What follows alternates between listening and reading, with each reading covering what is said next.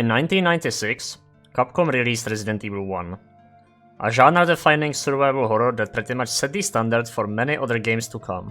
That was too close. You were almost a Jill sandwich. You're right. It had inventory management, fixed camera, tank controls, and relied heavily on finding key items, solving puzzles, and overcoming difficult enemies with limited resources. This game skyrocketed the popularity of the genre itself, and we can thank the mastermind Shinji Mikami for bringing the original Resident Evil to life, and thus bringing us excellent masterpieces such as Silent Hill, Forbidden Siren, or Haunting Ground that further polished, expanded, and innovated the survival horror genre. Resident Evil 2 quickly followed suit in 1998, mostly following the exact same formula, but polishing the visuals and gameplay, but also introducing more beloved characters to the roster, like the main protagonist, Leon Kennedy. Just a year later, we've got Resident Evil 3, subtitled Nemesis. This game also followed pretty much the same gameplay style and formula, while still further expanding the universe and its characters, while also introducing the much iconic tyrant chaser Nemesis, and its never-ending fight with the protagonist Jill Valentine from the first Resident Evil. However, after that, following the mainline installments of the series, we've got Resident Evil 4 in 2005. Where's everyone going? Bingo? And it is here that the series saw a large shift in tone and gameplay. The series became much more action-y, focused on fast-paced third-person combat, with slick animations and satisfying gunplay. Still sorta keeping in roots with the survival horror elements, however. Now, when I say that the combat was fast-paced, it definitely was not fast compared to the newer Resident Evil games, but it was much faster than the previous main installments.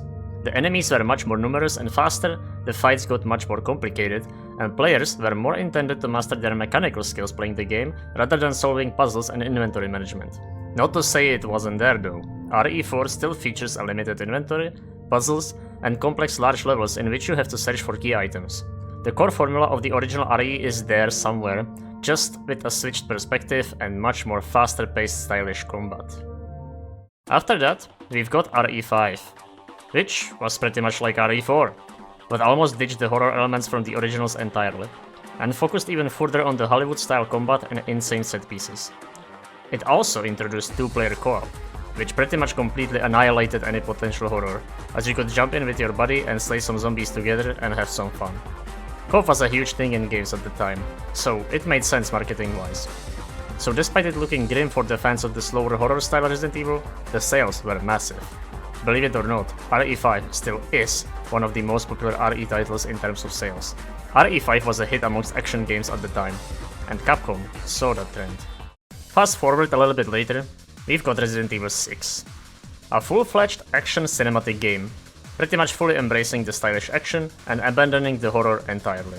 The sales were still good compared to the older titles, but the tone shift got too large for a hefty chunk of the fanbase. RE6 is pretty much all Hollywood set pieces, all action, and none of the horror. We've turned from slow, fixed camera, key hunting survival horror to completely insane, fast-paced, Hollywood-style action movie, but starring the Resident Evil cast. RE6 was selling, but fans were upset. The franchise completely lost its momentum and was dead for years. RE6 came out in 2012, and it will take 5 more years for a new main installment to finally come out, even with all of this momentum. Titled simply Resident Evil 7. And it was precisely Resident Evil 7 that single-handedly revived the franchise, and Ethan came like a shining hero, not just in the games, but for the franchise as a whole. Now, funnily enough, with RE7 we've come full circle. The game is now first-person somehow, and it's much more horror-focused and slower than RE6. RE7 features completely new cast of characters in a completely new story, but set in the same universe as the previous games. No Leon, no Jill, no Chris, not even Nemesis. Say hello to, Ethan? Mia? Texas Chainsaw Massacre family? Yeah, it was risky from Capcom. But funnily enough, it all entirely paid off in the end. Sales were massive, surpassed even RE5 and 6. The Resident Evil franchise actually managed to grab hold of an entirely new chunk of the audience, expanded the fanbase.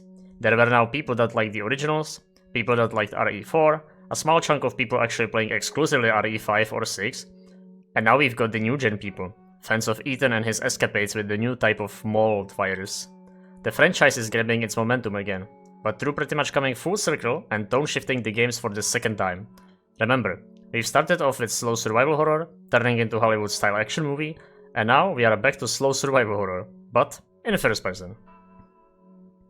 Just 4 years later, Resident Evil Village comes out, the 8th mainline series installment, starring Ethan again.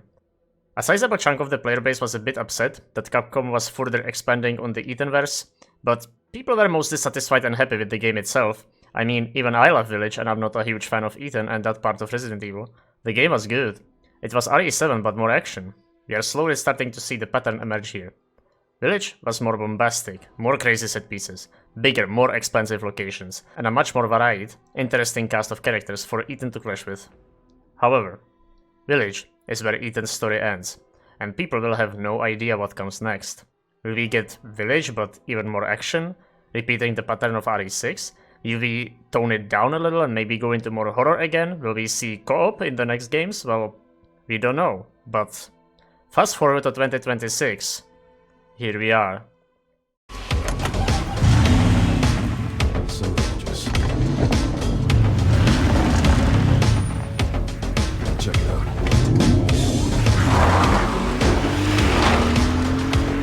In 2026, Resident Evil 9 Requiem comes out.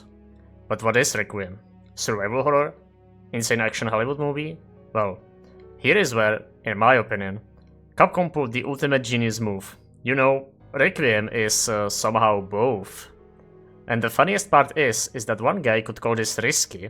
It's one game with two extremely different polar ends of the experience, but another guy could also call it safe, for trying to satisfy both chunks of the fanbases.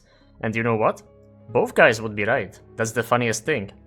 Resident Evil Requiem is one of the most extremely binary games I've ever played. Two protagonists, two perspectives, two main antagonists, two main endings, two entirely different experiences. You are essentially getting both sides of the Resident Evil coin in one Resident Evil game. Requiem stars Leon Kennedy again, a returning Omega Star hero and poster daddy of the Resident Evil franchise, and an entirely new character, Grace. When you play as Leon, things more or less go as you might expect if you've played the RE2 remake or RE4. You are intended to play in third person. There is good survival horror elements, but it is mostly about the action, and the difficulty lies in dispatching the various hordes of enemies that get in your way. There is some light puzzle solving, like finding key items or solving a safe code, but nothing too brain-bursting.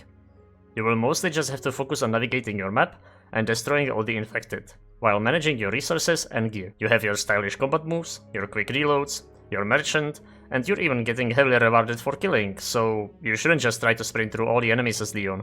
They knew what they were doing here. Then there's the new girl, Grace Ashcroft.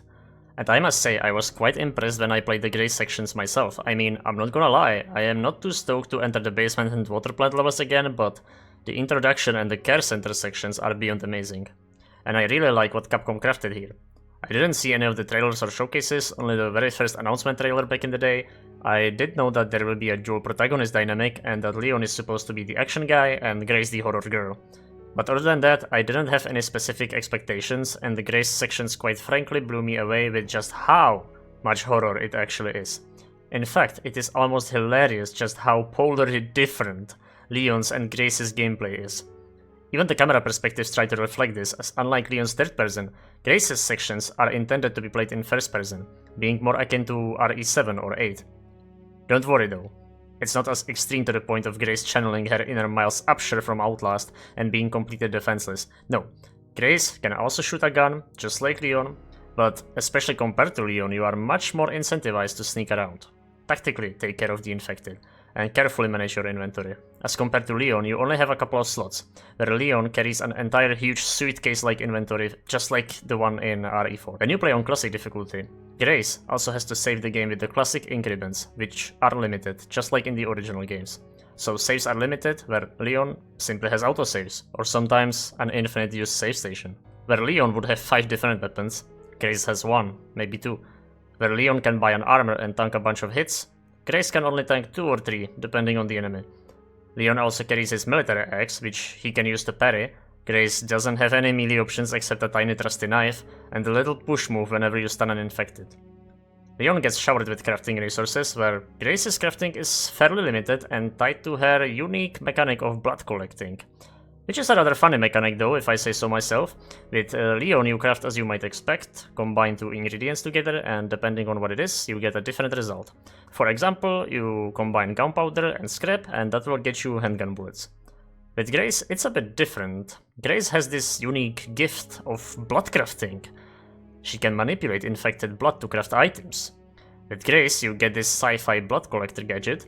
There are many blood spots around the levels, or you can even drain some of the defeated infected for blood, and then you simply combine a specific amount of blood with a specific ingredient and you get your item.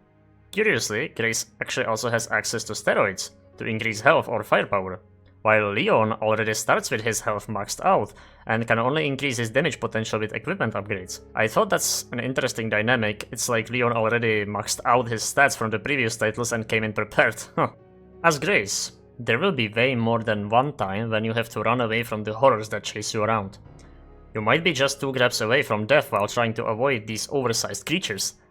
The problem-solving part is also much more nuanced than playing as Grace. There isn't just a plain key item hunt. You will have to be smart with your environmental tracking, proper investigation, and actual code solving is also involved. Leon has nothing like this. Leon just takes fuel and powers up a generator and calls it a day. With Grace you have to actually read manuals on how to open transporter boxes and use that manual to your best ability. Now, don't get it twisted. Even as Grace, RE9 is still a survival horror focused game. The puzzles are not Einstein level type insane. With proper observation you will manage. But the point I'm trying to get across is that when playing as Leon, you will have nothing like this. You won't really have many quiet slow moments. You won't really have many chases. You will stand your ground and destroy all the infected. With Grace, it's almost as if Capcom pulls a funny on us and called her Grace because you have to gracefully navigate her sections. Well, I don't know if it's that deep, but I mean, well, maybe. One more thing we must not forget. There is this one thing that ties these two protagonists together. The titular Requiem. You see, Leon didn't just max out his stats before starting RE9. He actually also knew exactly how these things go by now, and decided to simply bring the overpowered Magnum revolver with him right from the get-go. And it's called Requiem. Hilarious. In previous titles, usually you unlock the Magnum revolver as a reward for finishing the game for the first time, or doing a specific challenge. But here, Leon's gotta be like one of the smartest survival horror gaming protagonists ever somehow, pulling a move like that on us, just bringing the Magnum right to the first ever level. Well, anyway, I said Requiem ties the protagonists together. Yes. Very early in the game, Leon intercepts Grace and actually decides to hand her the Requiem, and he will manage with his regular arsenal. Well, smart move I guess, because while Grace is like 10 times smaller than Leon, she actually manages to handle this diabolical Magnum rather well. This thing fires a 12.7 by 55mm cartridges. That's sniper rifle bullets. This beast is insane, and if you want to effectively take out some of the tougher enemies, you will certainly need to utilize the Requiem. Throughout the game, the Requiem will actually swap places between the protagonists again. As Grace will have her opportunities to use it, she will eventually hand it over again back to Leon, and now you can utilize it as Leon. It's almost like if the Requiem Magnum was sort of the player's hand, because the Requiem more or less travels the perspectives with you. There are certain parts where both Leon and Grace don't have it, even if you play as them, but generally this seems like that was the idea. The whole Requiem Magnum stays with the current player perspective, and it's really funny.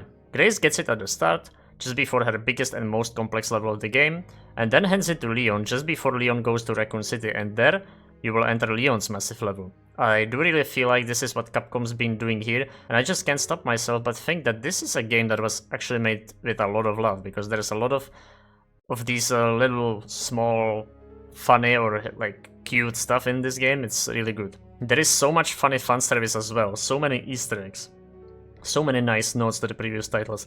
Resident Evil 9 Requiem really feels like the ultimate Resident Evil game in terms of sheer content and variety. In a really fun and smart way too. It tries to grab a hold of both of the camps and fanbases and deliver a binary experience of survival horror and survival action horror, where the Resident Evil fans can both enjoy the bombastic Hollywood action with Leon, and the sheer difficulty of solving problems and overcoming harsh survival situations with Grace, and all the terrifying horror that entails it. It's really the best of both worlds. Now, while even that obviously won't satisfy everyone, because a jack of all trades is really the master of none, But to me, I've played and liked all of the mainline Resident Evil installments, yes, even RE6.